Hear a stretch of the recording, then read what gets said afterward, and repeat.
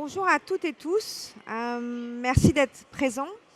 L'inclusion sociale et territoriale est de nos jours un enjeu majeur et on l'a notamment vu avec les élections municipales. Dans ce contexte, le rôle des moyens de paiement dépasse la simple transaction pour devenir un vecteur d'égalité et de cohésion. Le but de cette conférence est d'explorer comment les solutions de paiement et l'interbancarité peuvent contribuer à faciliter l'accès aux services pour tous, en améliorant l'accessibilité pour les personnes en situation de handicap, en simplifiant l'usage des transports publics, en garantissant l'accès aux espèces même dans les zones rurales et même les zones les plus isolées des territoires ultramarins. Cette session a pour but de mettre en lumière les initiatives et les innovations qui font du paiement un levier concret d'inclusion sociale et territoriale. Donc pour décrypter ces enjeux, mettre en lumière ces initiatives, j'accueille cet après-midi, juste après le déjeuner. Donc d'abord, Isabelle Sora, vous êtes déléguée interministérielle à l'accessibilité. Merci d'être ici. Michael Pereira, vous êtes responsable banque monétique fraude chez Caisse d'épargne Rhône-Alpes. Raymond Pastor, vous êtes chef du service des études fiduciaires à la Direction générale des moyens de paiement de la Banque de France. Raph Lenczynski, vous êtes directeur général de Océanienne de Service Business. Et enfin, Loïs Moulin, vous êtes directeur des projets et marketing chez CB. Merci à tous d'être ici. Et tout d'abord, pour commencer, nous allons commencer par évoquer la question de l'inclusion sociale et de l'accessibilité des solutions de paiement et des services financiers aux personnes en situation de handicap. Isabelle Sora, vous avez été nommée il y a 3 ans déléguée interministérielle à l'accessibilité. Pouvez-vous nous expliquer quel est votre rôle au sein du gouvernement et quelles sont les difficultés liées à l'accessibilité numérique en général, histoire de pouvoir poser un peu le cadre du débat? Je vous remercie de me donner la parole dans ce cadre. Je remercie en particulier CB de m'avoir invité. L'accessibilité, pour moi, c'est la capacité à concevoir une société où chacun peut utiliser les mêmes services, les mêmes espaces ou encore les mêmes outils, quelles que soient ses capacités, son âge ou son lieu de vie. Cela garantit que rien, ni une interface numérique trop complexe, ni une marche trop haute, ni un signal sonore absent, pensez au métro ou aux sirènes d'urgence par exemple, ne viennent empêcher une personne d'exercer pleinement ses droits. C'est précisément pour porter cette ambition que la délégation interministérielle à l'accessibilité que je dirige depuis 3 ans a été créée par le gouvernement en 2023. Elle a une mission de coordination des politiques publiques d'accessibilité, de facilitation des échanges entre les différents acteurs et en matière d'accessibilité, des acteurs, il y en a des milliers, de pilotage de certains projets qui me sont confiés. En particulier, j'ai un projet de solution d'accessibilité téléphonique en cours.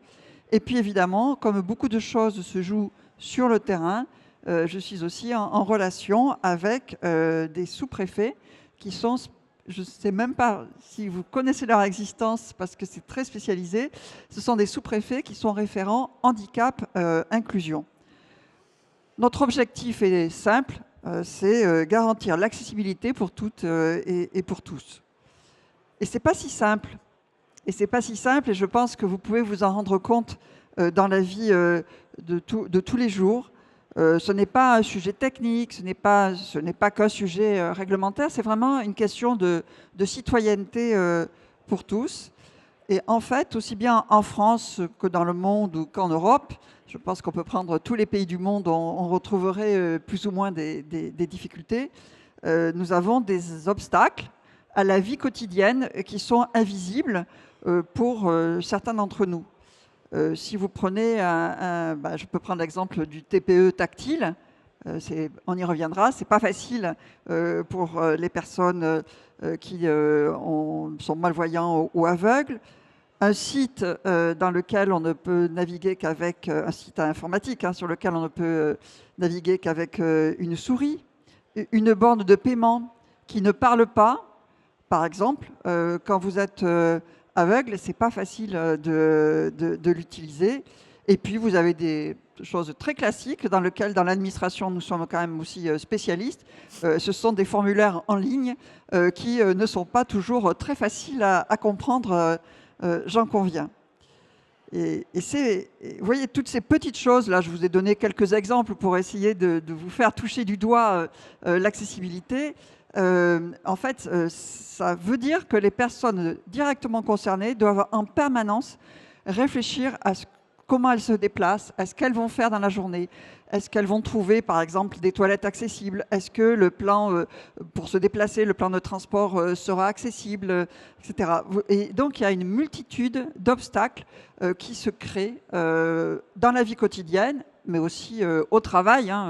Je ne veux pas parler que de la vie quotidienne. Et donc, dans ce contexte, le numérique, et notamment la transition numérique, est un sujet, parce que vous pouvez avoir des personnes qui ne savent pas accéder à l'outil numérique. On parle alors de fracture numérique, ou alors parce que les infrastructures ne permettent pas d'accéder au numérique facilement. Mais vous avez aussi des applications qui ne permettent pas cet accès facile. Et c'est assez paradoxal. Parce que le numérique est vraiment vécu comme une facilitation, comme une facilité supplémentaire. Ce sont des innovations qui apportent vraiment beaucoup de choses, mais qui sont un obstacle pour certains de nos concitoyens. Justement, cela fait 3 ans que vous êtes délégué interministériel. En juin 2025, il y a une directive européenne justement sur l'accessibilité aux services numériques qui a été transposée en droit français. Est-ce que vous pouvez détailler un peu les nouvelles règles qu'impose cette loi de juin 2025 et où nous en sommes aujourd'hui, et en détaillant peut-être donner vraiment, comme vous l'avez fait au début, des exemples très concrets des obligations que peuvent avoir certaines personnes maintenant? Je vais essayer de continuer à être... alors, je parle de leur réglementation, mais il faut que je sois concrète. Mais ça tombe bien, c'est ce que j'aime. Et je vais essayer de le faire le mieux possible. Alors, donc là, nous parlons d'une directive européenne qui s'appelle Produits et services. Là où je suis, ce que je peux vous dire, c'est que pour l'accessibilité, heureusement qu'il y a l'Europe, parce qu'autrement, on n'avancerait pas beaucoup. Mais bon, je ferme ma parenthèse. Donc, cette directive qui s'appelle Produits et services embarque un certain nombre de produits et services. Je vais vous en donner quelques-uns. Et elle a été mise en œuvre à partir du 28 juin 2025. Ça veut dire qu'à partir de cette date, tous les nouveaux produits qui sont mis sur le marché, ou tous les nouveaux services qui sont mis sur le marché, doivent être accessibles. Alors, on parle beaucoup d'accessibilité numérique. Alors, ça veut dire, je vous donne des exemples, c'est la question des ordinateurs, des smartphones. Plus important sans doute, les sites de e-commerce qui doivent être tous entièrement accessibles, les plateformes de transport, les télévisions, les liseuses, les bornes de paiement, les services bancaires ou les livres numériques. Je vous donne ces exemples-là. Vous allez avoir aussi les distributeurs de billets, les distributeurs de tickets, les distributeurs de titres de transport. Et ce sont des choses qui ne sont pas si faciles parce qu'il faut qu'il y ait à la fois l'interface physique qui soit accessible et l'interface numérique qui doit également l'être. Et donc, ce que demande cette directive à tous les nouveaux produits et tous les nouveaux services, ce sont des interfaces claires, des contenus accessibles, avec la capacité d'avoir des alternatives visuelles ou sonores. C'est l'exemple que je vous donnais tout à l'heure de la possibilité d'avoir de la sonorisation pour les personnes qui ne peuvent pas entendre. Compatibilité avec toutes les technologies d'assistance qui existent déjà et dont les personnes qui en ont besoin sont souvent équipées. Évidemment, des informations d'usage accessibles, parce que si le mode d'emploi n'est pas accessible, ça ne facilite pas l'usage. Et des services d'assistance eux-mêmes inclusifs, bien sûr. Donc on fait la boucle. On fait vraiment la boucle. Absolument. Vous avez parlé de pas mal d'objets. Dans ces objets, il y a les TPE, les terminals de paiement. Comment, justement, chez CB, vous avez travaillé ou vous travaillez pour avoir des TPE accessibles? L'ambition qu'on avait, c'est de définir un parcours de paiement accessible qui permette notamment à ceux qui ont un handicap visuel de payer en toute sécurité et en toute autonomie. Alors nous, on couvre le paiement par carte, que ce soit le paiement dans le commerce physique ou sur Internet ou le distributeur de billets. Mais voilà, ce travail-là, on l'a fait en co-construction, notamment avec les principaux intéressés, que sont les usagers qui souffrent d'un handicap visuel, et notamment l'association Valentin Ahuy, hein, qui est d'ailleurs présente sur le sommet, les industriels qui développent les solutions, et notamment les terminaux de paiement, évidemment nos banques qui sont les membres de carte bancaire. Donc cette ambition de définir un parcours de paiement standard pour le marché français, autonome et sécurisé, ben on l'a traduit dans un cahier des charges qu'on a donc co-construit depuis 2023 avec l'ensemble des partenaires, qui est édité par notre filiale Frenchis. Et pour concrétiser, c'est quoi un terminal de paiement totalement accessible en 2026? D'abord, c'est un terminal de paiement qui propose aux utilisateurs 3 modes. Le mode standard pour vous et moi qui ne souffront pas d'un handicap visuel, un mode malvoyant et un mode spécifique pour les personnes totalement aveugles. Et les caractéristiques techniques des modes malvoyants et des modes aveugles, c'est d'abord un affichage haute visibilité qui permet de choisir des contrastes et d'avoir des tailles de caractères supplémentaires. L'autre élément important, c'est d'avoir de la synthèse vocale pour que tous les messages qui sont en général affichés à l'utilisateur lorsqu'il fait un paiement, insérez votre carte, l'affichage du montant, l'invitation à saisir son code confidentiel, soit vocalisé, soit par un haut-parleur, soit au travers d'un casque. Et notamment pour ceux qui sont totalement aveugles, ce qu'on appelle le retour haptique, c'est-à-dire qu'un aveugle ne voit pas ce qu'il y a sur le clavier.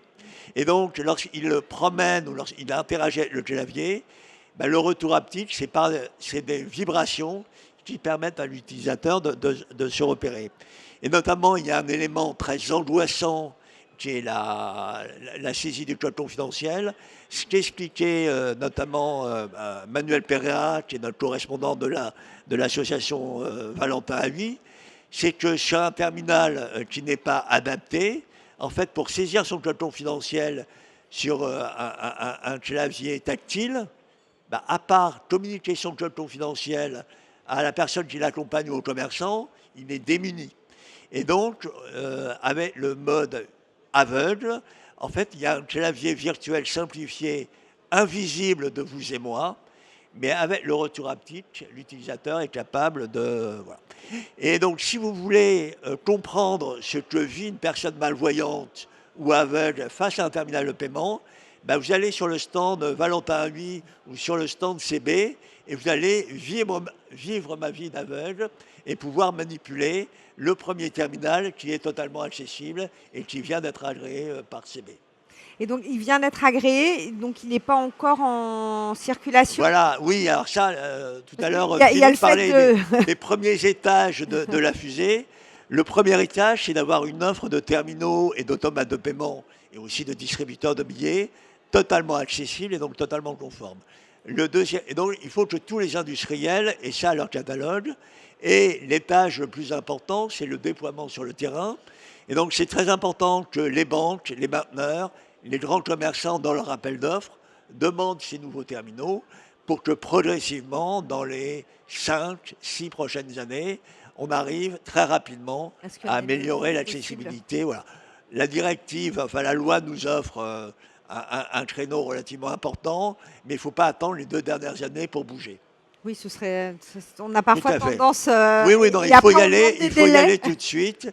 Et là, on parle du premier terminal, mais tous les industriels sont en train de finir la mise au point de ces nouveaux terminaux tactiles totalement accessibles. Pour pouvoir les déployer, justement, on l'a dit, là, on refait les terminaux, on les repense, refaire la structure ou modifier un site internet pour qu'il soit accessible ou une application mobile, ça peut être relativement coûteux.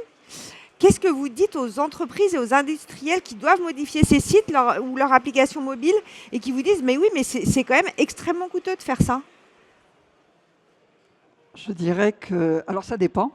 Alors ça dépend de quoi? Ça dépend déjà de l'ampleur du site et du nombre d'informations qui sont sur ces sites.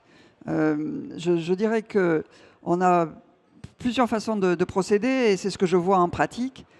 Soit à partir d'un certain... D'abord, on a deux choses à modifier, la structure même du site, puis surtout, je dirais presque, les informations qui sont mises à la disposition. Parce que nous avons aussi des exemples de sites qui sont mis aux normes d'accessibilité et sur lesquels on continue à afficher, par exemple, des images qui ne sont pas commentées, qui ne sont pas décrites, ou des diagrammes qu'on ne peut pas lire avec un lecteur d'écran, ou un diagramme qui n'est pas compréhensible parce qu'il manque la légende. Donc il y a vraiment deux sujets. Il y a la transformation, la modification de la structure du site Internet lui-même ou de l'application informatique, premièrement. Et deuxièmement, il faut aussi former, j'allais dire, tous les communicants ou plus généralement dans les entreprises ou dans les administrations, tous ceux qui contribuent à alimenter ce site Internet, parce que rien n'est pire que de passer un peu d'argent à modifier ce site et qu'à la fin, il ne se passe rien pour les personnes directement concernées. Ça coûte cher, ça c'est clair, et il faut le faire soit à l'occasion, et c'est ce qui se passe le plus souvent dans les administrations, c'est au moment où on change de système d'information qu'on ajoute l'accessibilité. Mais il y a des choses qu'on peut faire sans attendre pour améliorer, dans un premier temps, l'interface entre l'utilisateur et la machine. Tout ça me semble assez faisable, mais c'est vrai que c'est un sujet vraiment de formation et de compréhension. Regardez les sites de l'État, je vous le dis comme ça, ils ne sont pas très beaux. Il manque de couleurs, il manque de pop-up qui partent dans tous les sens. Pour une raison simple, c'est parce qu'ils respectent la norme d'accessibilité numérique. Donc ça nous fait des sites qui ne sont pas très gais. Alors on ne s'attend pas nécessairement à ce que sur le site de l'État on ait des choses gaies, mais quand même, nous des fois on est un peu frustrés. Mais c'est pour une question d'accessibilité qui sont comme ça. Merci beaucoup Isabelle Sora pour ces explications. On va changer de sujet. Vous pourrez toujours intervenir grâce à votre bonne connaissance de toutes ces questions. L'accessibilité, c'est aussi pouvoir, où que l'on soit, pouvoir retirer de l'argent liquide, du cash. On sait de temps en temps, on ne peut pas payer avec sa CB. Et donc, dans ces cas-là, il faut avoir de l'argent liquide. Et le nombre de distributeurs automatiques de billets a tendance à diminuer plutôt, ou vous nous confirmerez ça. Et donc, l'accessibilité du public aux espèces, cette inclusion territoriale est vraiment une problématique sensible tant au plan économique que politique. Raymond Pastor, la Banque centrale européenne, a publié en décembre 2024, je crois que c'est sa dernière, sa 4e enquête relative aux habitudes de paiement des consommateurs en zone euro. Est-ce que vous pouvez nous présenter ces conclusions, nous donner les grandes tendances en matière de paiement et notamment éventuellement les grandes tendances françaises ? Oui, merci beaucoup Clémence et bonjour à tous. Donc je confirme votre premier point sur la sensibilité politique de ces questions-là. Les élections sont là et on reçoit régulièrement des lettres de députés ou d'élus, de maires qui s'inquiètent de la disparition d'un automate de retrait d'espèces dans leur périmètre. Donc c'est un point très sensible. Sur l'enquête européenne, alors c'est un très bon thermomètre, c'est une très grosse enquête, très informative, qu'on utilise souvent. Les quelques conclusions qu'on peut tirer, c'est en France, la part des paiements réalisés en espèces, c'était 43% en 2024. C'est-à-dire sur 100 transactions, 43 sont réalisées en espèces. Je parle en volume, donc en nombre de transactions. En valeur, comme on paye en espèces pour des montants plus faibles, c'est moins. C'est plutôt la moitié. 43%. La zone euro dans son ensemble, c'est 52%. Donc vous voyez, on utilise moins les espèces que dans les autres pays européens. Mais la tendance partout, c'est la même, c'est-à-dire le recul du poids des espèces dans les paiements. On a perdu entre 2016 et 2024, en 8 ans, 25 points. Donc c'était 43 plus 25. Pareil pour la zone euro, c'est-à-dire qu'on ne part pas du même point de départ entre les pays, mais la tendance, c'est la même. J'ajoute par ailleurs que le e-commerce, par ailleurs, augmente, hein. La part du e-commerce dans les dépenses courantes des Français, c'est à peu près 25%. Et ça a augmenté. Et c'est plus que dans le reste de la zone euro. Donc, bon, on a une numérisation des usages, c'est quelque chose de normal. Le secteur des paiements n'échappe pas à la règle, donc on a aussi une numérisation pour les paiements. Et les moyens de paiement qui tirent leur épingle du jeu de cette évolution, c'est naturellement la carte. La carte, en France, c'est 48%, vous voyez, par rapport aux 43%. Et les paiements mobiles, à partir du téléphone, qui commencent à décoller tranquillement. Y compris pour des montants assez importants où le paiement mobile est un peu le remplaçant du cash. Effectivement, pour des montants importants ou plus faibles. On le sait, on voit des personnes qui payent avec leur téléphone la baguette, hein. Oui, ça s'est beaucoup répandu.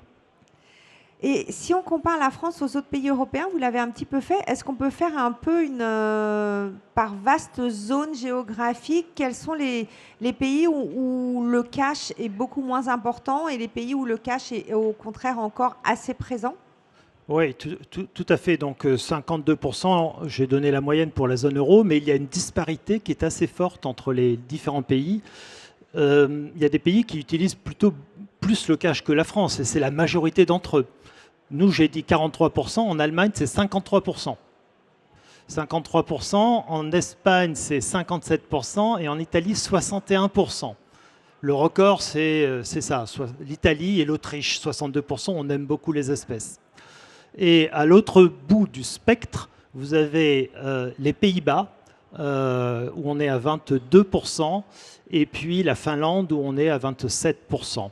Donc, traditionnellement, les pays nordiques, un peu les Baltes, les Pays-Bas sont plus numérisés que les autres pays. Et c'est vrai pour tout d'ailleurs, hein. Mais vous voyez quand même par rapport au spectre global, la France se situe plutôt bas. On est relativement bien numérisé. C'est une question culturelle et historique aussi. Donc voilà comment ça se présente. Mais on a donc la même tendance dans tous les pays qui est un peu semblable. Donc par exemple, par rapport à l'Allemagne qui est à 53%, on peut dire qu'on a 3 ans d'avance à peu près par rapport à l'Allemagne. Dans 3 ans, l'Allemagne, elle sera à notre niveau. Elle sera comme nous. Voilà. Mais peut-être juste un point, c'est que cette tendance n'est pas complètement linéaire. Les pays qui ont atteint des niveaux bas commencent à se stabiliser. Et on le voit, j'ai cité la Finlande et les Pays-Bas, eh bien si on regarde les toutes dernières années, ça ne baisse plus. C'est-à-dire qu'il y a un seuil incompressible en deçà duquel on ne va pas, parce qu'il y a une partie de la population qui, irréductiblement, voudra payer en espèces. Donc, il faut aussi s'adresser à ces populations-là. Et voilà, on a un seuil de résistance. On ne sait pas quel il est pour la France, mais on verra. Est-ce qu'il est semblable dans les autres pays, la Finlande et les Pays-Bas, qui donnerait une idée? Oui. Alors, à peu près autour de 20%, c'est ce que vous disiez. Voilà, dans certains pays, c'est plus bas. Par exemple, en Suède ou en Norvège, le poids des espèces est encore plus bas, en dessous de 10%. Et d'ailleurs, en Suède, on a vu que le gouvernement, il y a quelques semaines, a dit qu'il fallait arrêter la disparition du cash.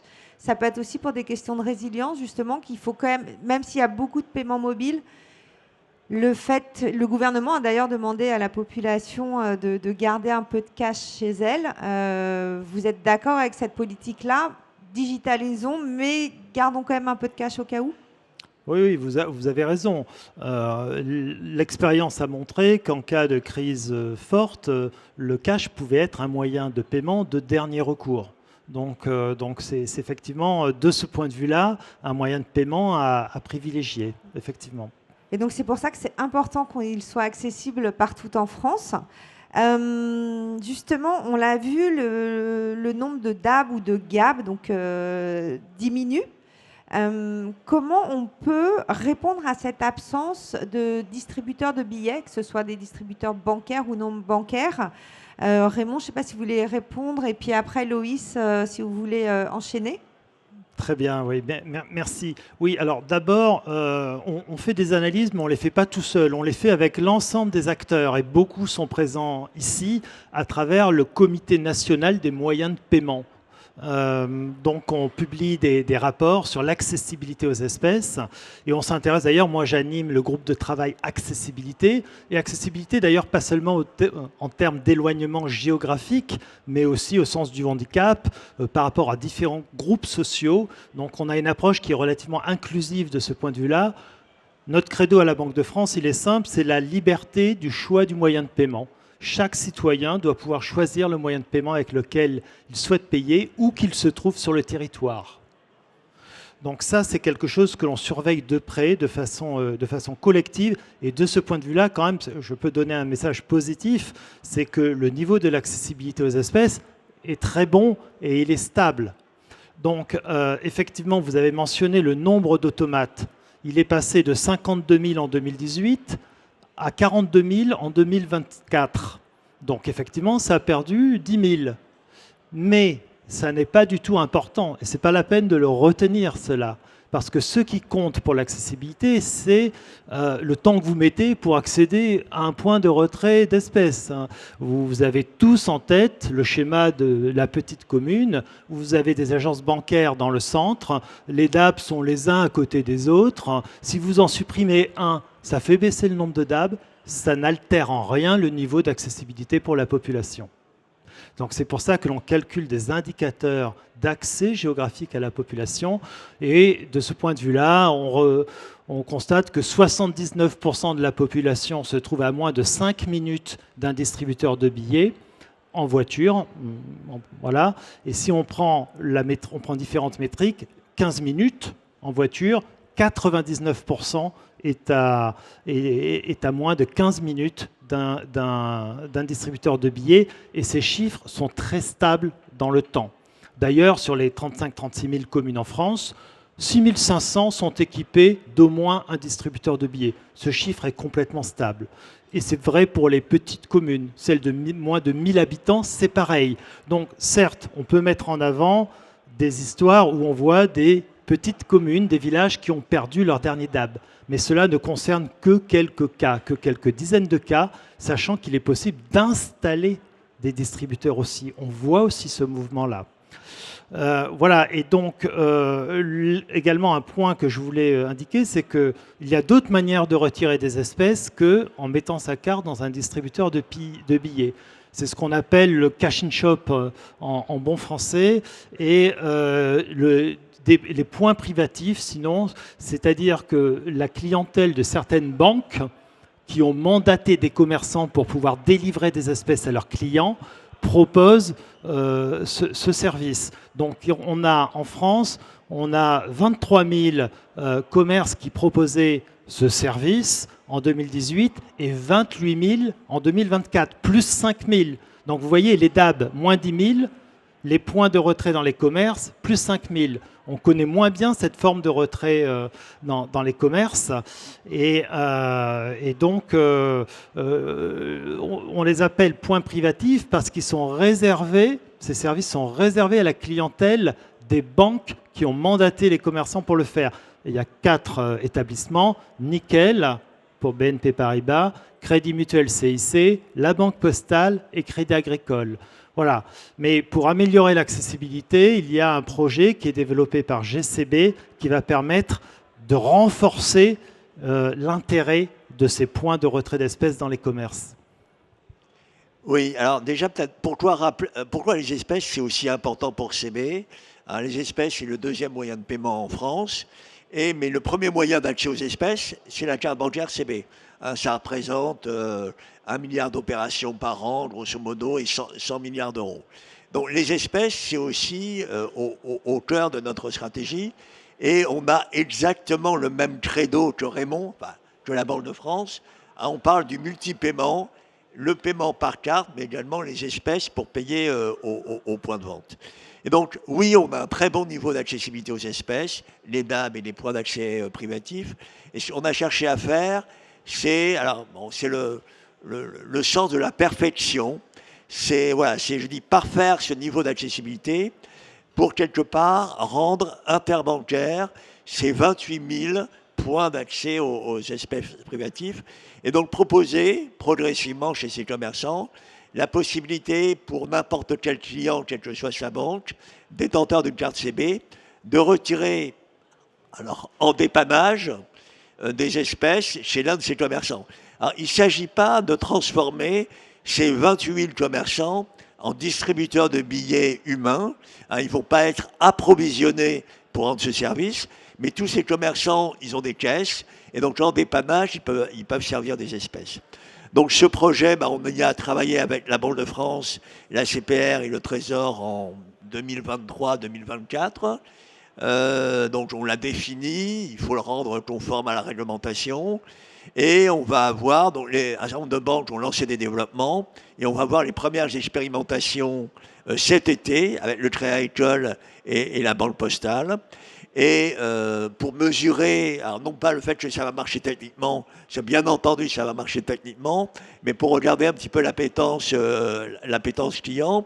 Et derrière, après, il y a comment on va progressivement déployer ce service, voilà, déjà sur les points privatifs du Crédit Agricole et la Banque Postale, également faire en sorte que demain, moi qui n'ai pas une carte de la Banque Postale et pas une carte du Crédit Agricole, mais une carte d'une autre banque, je puisse, en dépannage, utiliser ce type de service. Donc ça sera les enjeux de 2027 et 2028.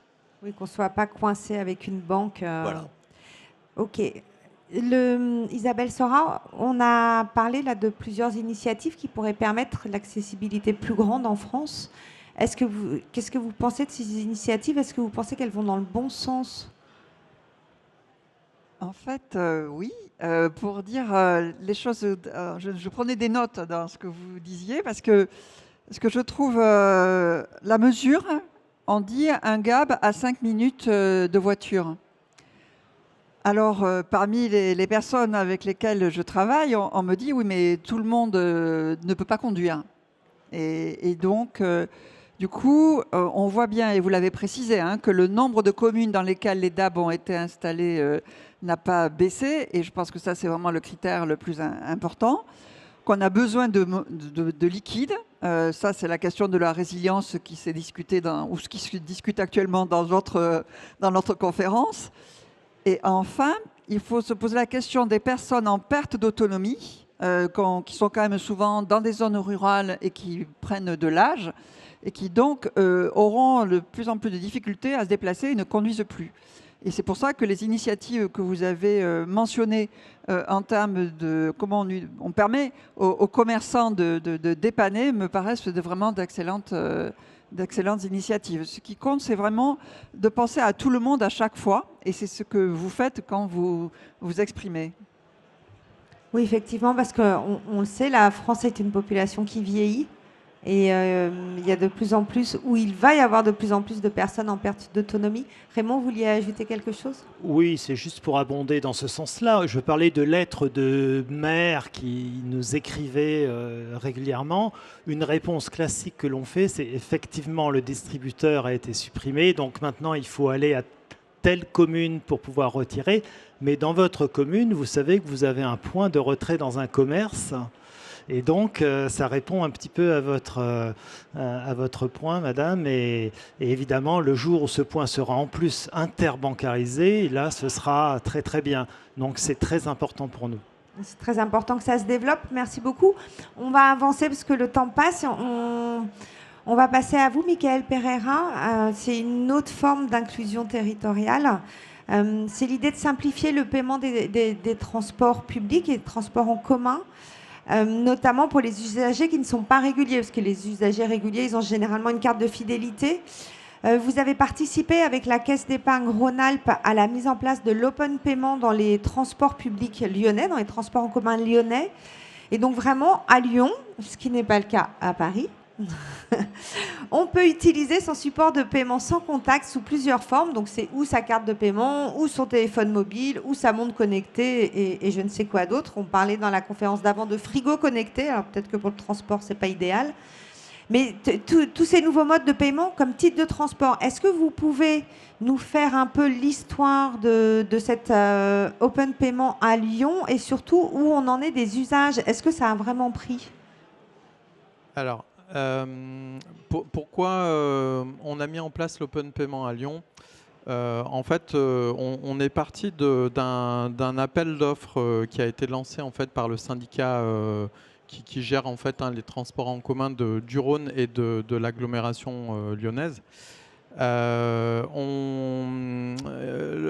Citral avait pour objectif de renouveler sa billettique et de la moderniser.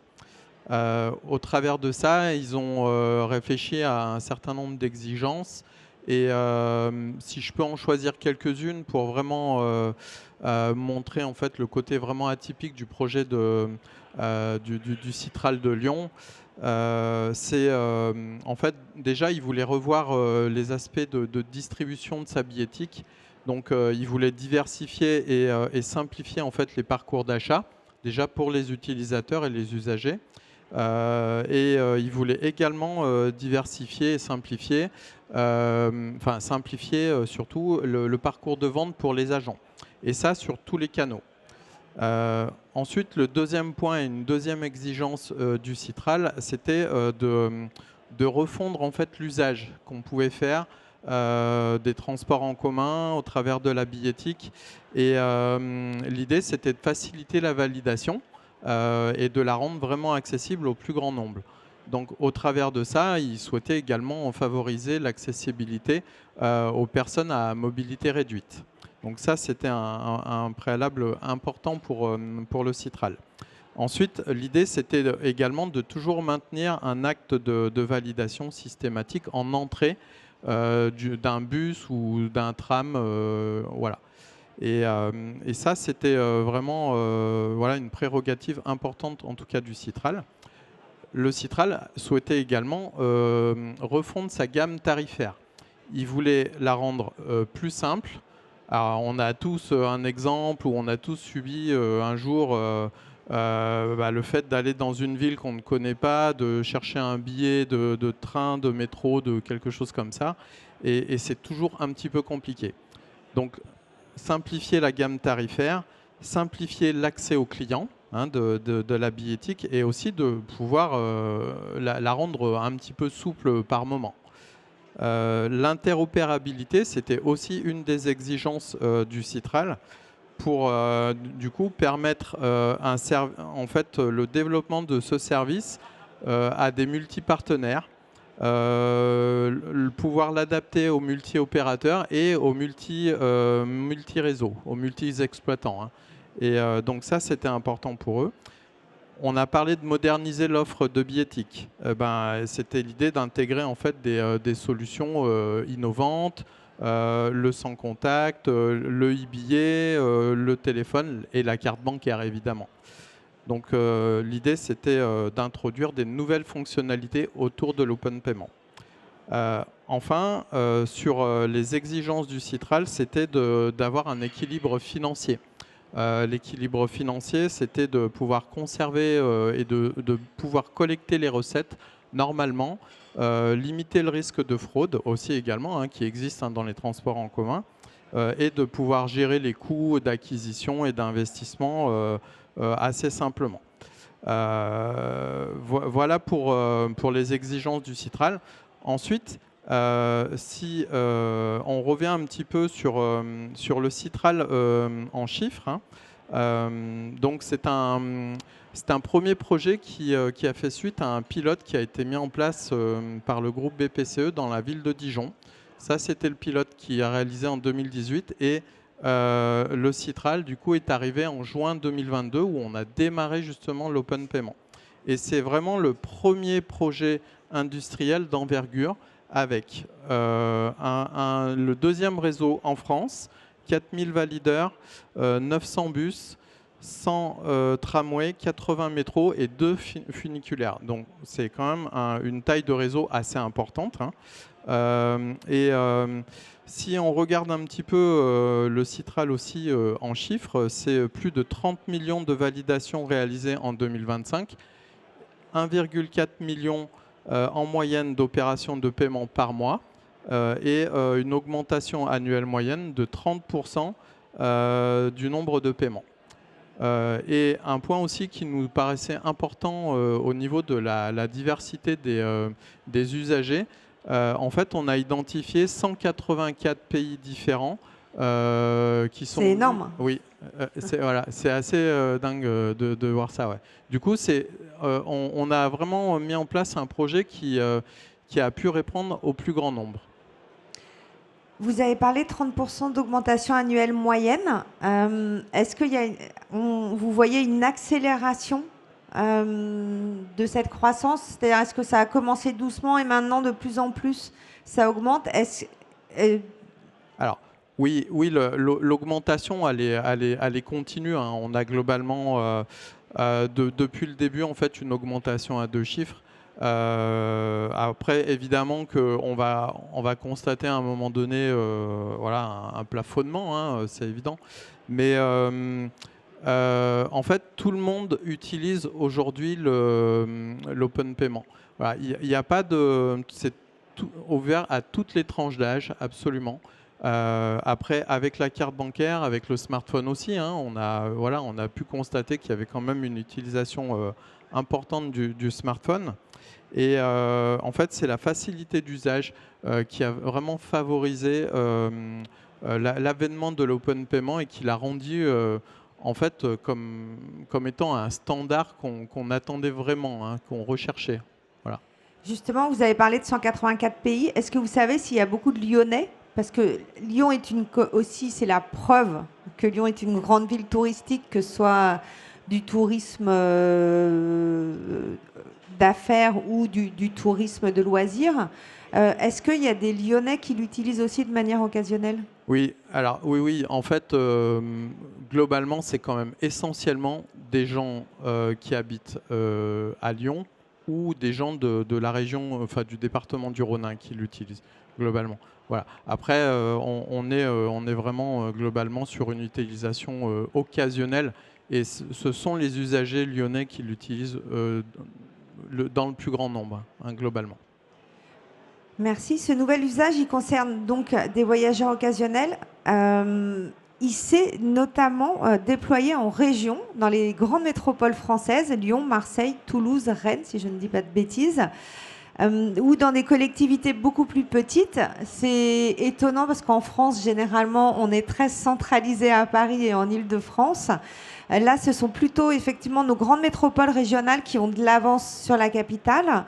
Est-ce que vous avez des perspectives de savoir quand est-ce que l'open payment sera disponible en Île-de-France? Alors, je crois qu'il l'est déjà un petit peu, mais quand est-ce qu'il sera vraiment disponible en Île-de-France? Avant de répondre à la question, c'est de dire effectivement que c'est devenu un standard, enfin, c'est en train de devenir un standard d'accès au transport en région.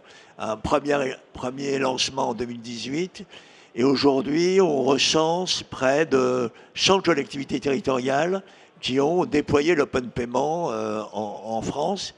Et ce qui est intéressant, c'est effectivement toute taille confondue. Donc les très grandes métropoles régionales, on a parlé de Lyon, mais il y a également Marseille, il y a Toulouse, et des communes, et même parfois des réseaux de transport intra-régionaux, notamment en Nouvelle-Aquitaine. Et aujourd'hui, nous on surveille ça de près, il n'y a pas un appel d'offres lancé par une collectivité territoriale pour refondre sa billettique sur ses transports urbains qui n'inclut pas l'open payment. Alors effectivement, on disait il y a très longtemps, Paris est le désert français pour exposer que Paris était souvent en avance sur les régions. Et là, c'est rigoureusement l'inverse. Alors l'open payment n'est pas encore à Paris, mais ce qui est déjà aujourd'hui à Paris et dans les bus, qui a été lancé en 2025, c'est ce que l'Île-de-France Mobilité appelle le paiement à bord. C'est plutôt un service de dépannage pour les voyageurs occasionnels ou pour les étourdis comme moi qui peuvent oublier leur passe Navigo et qui empruntent le bus. Et c'est un déploiement qui est quand même assez rapide, hein, lancé en 2025. Et je discutais avec nos amis d'Île-de-France Mobilité il y a quelques minutes. Et donc en août 2026, donc en gros dans 4 mois, 100% des bus Paris Intramuros et Petite Couronne seront équipés de bornes permettant de payer directement son titre de transport en empruntant le bus.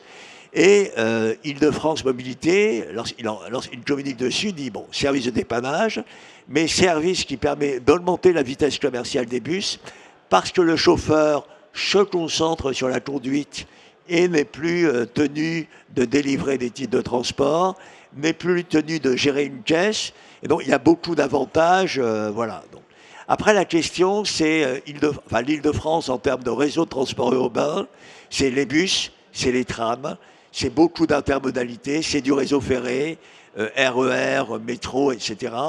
Et donc, la grande question de tout l'écosystème, c'est est-ce que, en complément de tous les moyens de paiement que Île-de-France Mobilité met à la disposition de ses clients, des résidents et des non-résidents pour voyager, est-ce que l'open payment va vraiment arriver en Île-de-France sur le réseau ferré?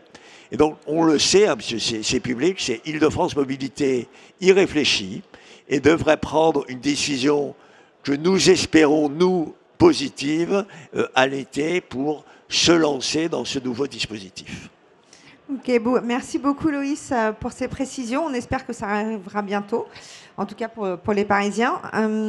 Nous avons beaucoup parlé de l'Hexagone. Nous allons maintenant prendre non pas le métro, mais un avion et partir beaucoup plus loin, en Polynésie, pour parler justement de cette question de l'accessibilité aussi de l'usage des moyens de paiement, donc de manière plus large, pas que le cash. La Polynésie, la Nouvelle-Calédonie, tous ces territoires ultramarins ont un peu les mêmes problématiques. Ralph Lenczynski, vous travaillez pour OSB, donc Océanienne de Services Business. Vous êtes en Polynésie. Est-ce que vous pouvez nous présenter un peu justement votre entreprise et surtout le territoire sur lequel elle opère et pour nous expliquer quelles sont ses problématiques et ses particularités? Rapidement, donc l'Océanienne de Services Business est une société effectivement basée en Polynésie, et plus exactement à Tahiti, pays d'origine de notre Miss France, au passage. Et nous avons comme cœur de métier la gestion des flux monétiques, donc aussi bien en acquisition qu'en émission. Nous assurons également la gestion des TPE et des DAB sur l'ensemble du territoire de la Polynésie française. Donc la monétique est vraiment notre cœur de métier. Et nous avons également d'autres activités. Comme on est un petit pays, on est amené à faire beaucoup d'activités. Nous faisons du numérique, de la gestion, du back-office bancaire. Nous traitons également tout ce qui est traitement des chèques. Nous confectionnons les cartes bancaires et les chéquiers. Donc voilà, on a une panoplie d'activités assez large. Alors, pour bien comprendre la problématique, je pense qu'il faut déjà un peu situer la Polynésie française. C'est effectivement 16 000 km de la métropole, 20 heures de vol pour les plus courageux.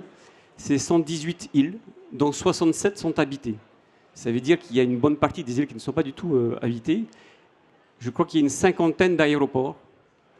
Et donc beaucoup d'îles qui ne sont accessibles que par bateau, parfois avec des fréquences de 1 à 2 par mois. Ce qui explique que les Polynésiens doivent être très patients pour pouvoir être servis. Et plusieurs problématiques en Polynésie française. Quand vous êtes par exemple aux Marquises, pour bien comprendre l'étendue du territoire, si vous mettez Tahiti au niveau de Paris, les Marquises sont au niveau de la Norvège et l'île de Rapa, qui est la plus au sud, est au niveau du Maroc. Donc nous couvrons tout ce territoire. Et quand vous avez un DAB qui est à Wopo, qui a 4h30 de vol, donc déjà nous installons non pas un, mais 2 DAB, alors qu'un suffirait en volume. Mais nous en installons 2 parce qu'il y a un besoin de continuité de prestation de service. Donc quand un DAB tombe en panne, on prie le bon Dieu, comme on le dit, pour que le deuxième ne tombe pas en panne, parce que le temps de parcourir la distance et de maintenir le deuxième DAB, donc il y a la population qui s'impatiente et ça me donne droit parfois à des appels téléphoniques des élus locaux pour dire voilà, il faut venir pour réparer le DAB qui est en panne. Donc ça, c'est une première problématique. Deuxième, c'est aussi la connectivité, puisque tout le réseau n'est pas aujourd'hui couvert. Nous avons effectivement de la fibre optique sur la Polynésie, certaines îles sont également alimentées par les satellites, d'autres pas du tout. Donc impossible de pouvoir mettre en place des TPE ou des DAB.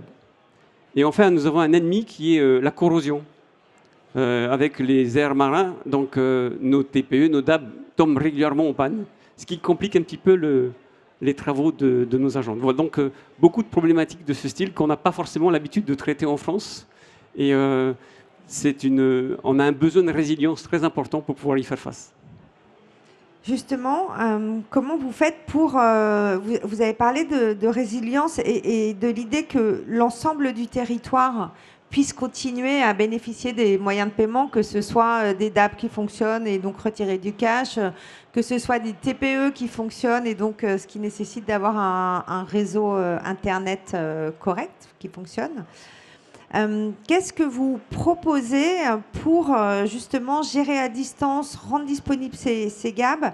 Est-ce que vous travaillez éventuellement avec CB ou avec d'autres acteurs pour répondre à ces problématiques dont vous avez parlé? Alors aujourd'hui, ce qui explique que le cash marche assez bien, parce qu'effectivement, quand le DAB ne marche pas, on a recours au cash et aussi au chéquier. Là, le chéquier... Il y a encore beaucoup de chéquiers, contrairement peut-être à l'Hexagone. Alors, essentiellement dans les îles éloignées. Effectivement, c'est les WAPO. Alors, il y a un autre problème, parce que le temps d'encaisser le chéquier, de le faire venir en Polynésie française, il se passe 1 semaine, voire 2 semaines, ce qui crée d'autres problèmes pour les commerçants. Donc oui, il y a ces problématiques qu'il faut avoir à l'esprit. Et puis, on travaille effectivement avec CB pour imaginer des solutions de paiement offline, ou de pouvoir demain faire des retraits chez les commerçants. Ce sont effectivement 2 solutions qui sont à l'étude. Vous travaillez justement, Loïs, là-dessus. Donc, sur le retrait de cash en magasin, on en a parlé un peu. Donc, l'idée, ce serait de développer le même système? Tout à fait. En fait, voilà, les problématiques de ces territoires, quelque part, à une autre échelle, alors parfois moins importante, mais on les a aussi en métropole. Et l'idée de la collaboration qu'on peut avoir avec l'OSB et les acteurs locaux, c'est tout ce qu'on imagine pour améliorer la résilience, l'accessibilité des systèmes en France, ça peut être transposé dans les territoires qui en ont besoin. Donc le retrait CB en magasin qu'on a bâti avec la Banque de France en conformité avec le Code monétaire et financier, c'est un concept qui est parfaitement transposable. Il faut sans doute... Ces territoires, ils ont une monnaie particulière qui est le franc pacifique. Ils ont aussi un code... Alors, Raymond, vous me corrigerez, mais je crois qu'ils ont aussi un code monétaire et financier un peu spécifique. Donc, il y a quelques adaptations, sans doute réglementaires, à faire. Mais sur le papier, il n'y a aucune raison de ne pas développer ce type de service. Voilà. Et le mode offline dont on parle alors, c'est le sujet de la conférence là-bas, entre autres, la résilience. Mais la question de la résilience des paiements en termes de perte de connexion entre un commerçant équipé d'un terminal et son serveur, la banque qui le pilote, la banque des... Voilà. C'est aussi une question en métropole. Et le mode offline, et finalement toutes les solutions qu'on peut imaginer, l'autorisation différée, ce genre de choses, ça peut marcher en métropole et ça doit pouvoir marcher dans les territoires ultramarins, en Polynésie. C'est déjà développé le paiement offline, justement? Je pense notamment, on avait parlé c'est quand même des îles qui sont très touristiques, en tout cas certaines d'entre elles, je ne sais pas si elles le sont toutes, elles sont connues pour ça. Les touristes ont tendance parfois à payer en carte bancaire, ça évite de faire du change, etc. Et donc cette question de la connectivité est vraiment importante? Elle est essentielle. Le paiement offline n'est pas encore mis en place en Polynésie française. Par chance, les touristes sont concentrés sur les principales îles. Bora Bora, tout le monde connaît. Donc là, aujourd'hui, on est assez bien desservi, mais il y a une problématique pour toutes les petites pensions qui souhaiteraient effectivement se développer dans les îles éloignées. Et là, il y a aujourd'hui des solutions de passer par le satellite, Starlink notamment, ça fait partie des réflexions, mais il va se poser d'autres problématiques de souveraineté par rapport à l'Office des postes. Donc aujourd'hui, c'est effectivement un vrai souci, la connectivité avec les îles éloignées. On a parlé aussi, c'est Starlink aussi qui m'y fait penser, vous m'avez parlé d'un projet de carte privative commune à toutes les banques en Polynésie. Est-ce que vous pouvez nous en parler et en fait, quel est l'intérêt? Je pense aussi, vous avez un peu évoqué la question de la souveraineté. Quand on fait appel à Starlink pour pouvoir payer, c'est peut-être aussi un problème. Donc, quel est le but de cette carte privative et en quoi ça peut régler vos questions de souveraineté? Alors, il est multiple. Déjà, la carte privative existe en Polynésie française. C'est plus de 60% des cartes émises en Polynésie française. Elle a été initiée dans les années 80 pour pouvoir répondre à une problématique très simple, c'est de pouvoir avoir une carte qui fonctionne en mode online, pour pouvoir avoir une distribution massive auprès d'une population qui n'est pas forcément aisée, qui n'a pas forcément la facilité de consulter les comptes et de gérer leurs comptes de manière satisfaisante. Donc c'est pour ça qu'on a mis en place cette carte privative dans fin des années 80. Et aujourd'hui, l'idée, c'est de pouvoir effectivement avoir une carte privative qui soit utilisée par toutes les banques interbancaires. C'est aussi une question de souveraineté par rapport à des nouveaux acteurs qui arrivent sur le marché local, comme Desblocs, comme Revolut, qui essaient de capter effectivement ces transactions. Et c'est pour nous un risque majeur de perte de maîtrise, en tous les cas, dans la gestion des flux financiers, de pouvoir trouver des solutions pour nous protéger ou tout le moins limiter ce type de transaction. Vous travaillez avec CB sur le sujet ou pas du tout? Si. Aujourd'hui, c'est une carte privative qui a été développée en interne, qui nécessite de pouvoir évoluer avec les réglementations et d'avoir une gestion, une gouvernance qui soit efficiente. Donc c'est pour ça qu'effectivement, nous travaillons de concert avec la CB pour pouvoir faire évoluer notre carte privative. Oui, en fait, dans ce territoire, d'ailleurs dans son homologue, qui est la Nouvelle-Calédonie, il y a une interbancarité locale.